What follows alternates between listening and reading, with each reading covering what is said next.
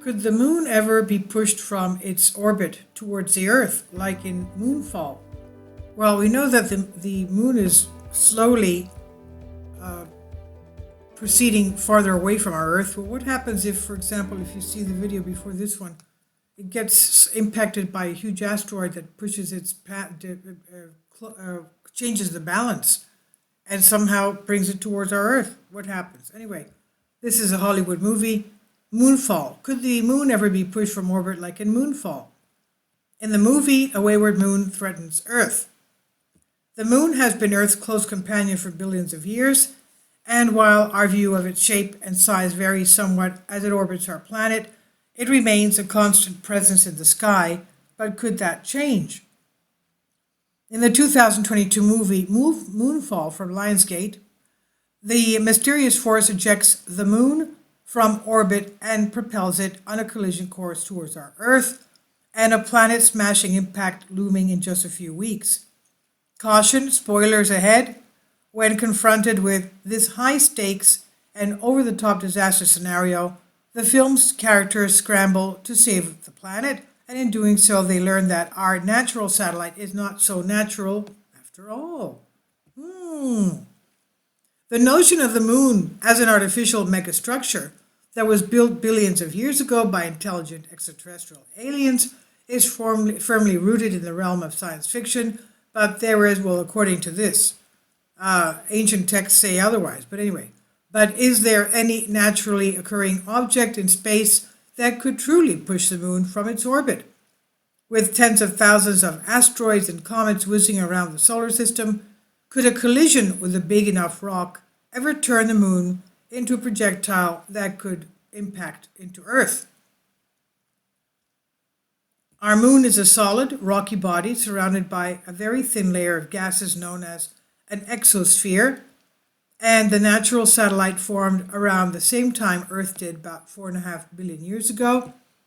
A widely accepted hypothesis suggests that the moon emerged from rocky debris after a massive impact between a young Earth and a smaller protoplanet, the hypothetical object called Theia. This is according to NASA. This is all theory, of course, this hypothesis. Another impact hypothesis processes that both the moon and Earth formed after the collision of two bodies, each 5 times the size of Mars, NASA says. The moon is located about 239,000 miles from Earth, that's 385,000 kilometers, and has an estimated mass of more than 1.62 times 10 to the power 23 pounds. It's about 1/4 the Earth's size, and if Earth were the size of a nickel, the moon would be the size of a pea, according to NASA.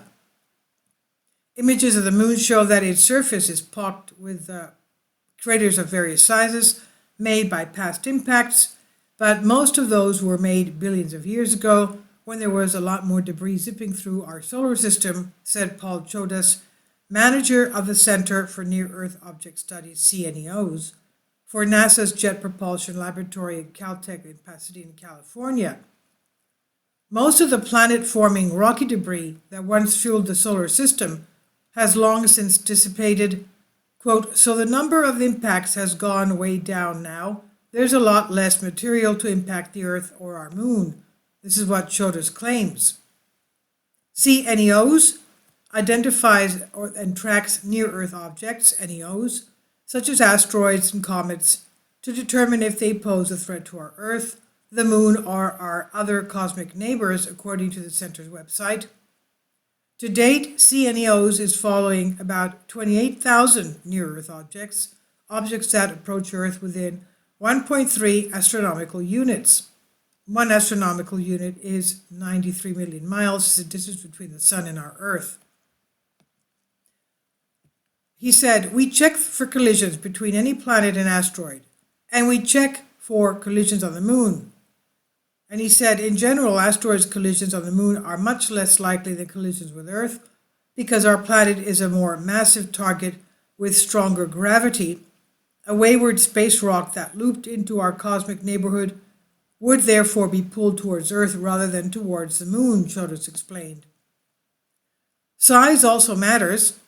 When scientists are considering the risk posed by a hurtling asteroid, for a near-Earth object to be classified as a threat to Earth, it has to measure at least 460 feet or 140 meters in diameter, according to NASA. And for an asteroid impact to affect the Moon's orbit, the asteroid could have to be at least as big as the Moon itself, Chodas said. The Moon is big, so it would have to be a huge object that would have to hit it at high speed, he said. You'd have to hit it with something that's hundreds and hundreds of miles in diameter. Luckily for us and for the Moon, none of the known asteroids in the solar system is anywhere near Moon size. The biggest known asteroid is about 70 times less massive than the Moon, and it orbits between Mars and Jupiter in the main asteroid belt, about 112 million miles from our Earth, according to NASA. That might rule out the possibility of an asteroid from the solar system dislodging the Moon, but what about a human-made object? As it appears, the spent rocket booster stage is currently on crash course with the Moon, expected to crash. Well, it did crash March 2022, and while it was initially thought to be a section for SpaceX Falcon 9 rocket that launched in 2015, experts later reassessed the data and determined that the runaway space junk more likely came from China's Chang'e 5 T1 mission. The rocket segment, which weighs about 4 metric tons, or 4.4 tons, ran out of fuel after the orbital placement of Deep Space Climate Observatory, a satellite for monitoring Earth's climate and solar storms, and a joint project between NASA and National Oceanic and Atmospheric Administration, NOAA. The now empty booster will be traveling at approximately 5,771 miles per hour, striking far side of the Moon March 4th, they estimated. The impact should produce a crater measuring about 65 feet in diameter. There's no danger of the crash affecting the Moon's orbit, nevertheless. CNEOs is closely monitoring the rocket's trajectory despite not normally tracking artificial objects in space, according to Chodas. He says, we're doing some calculations, especially for this. The one is of interest to the LRO spacecraft, NASA's Lunar Reconnaissance Orbiter, which is orbiting the Moon and could take a picture of the crater. So they'd like to know where it's going to hit, and we can work out the predictions of where to look and where that crater will be a month from now.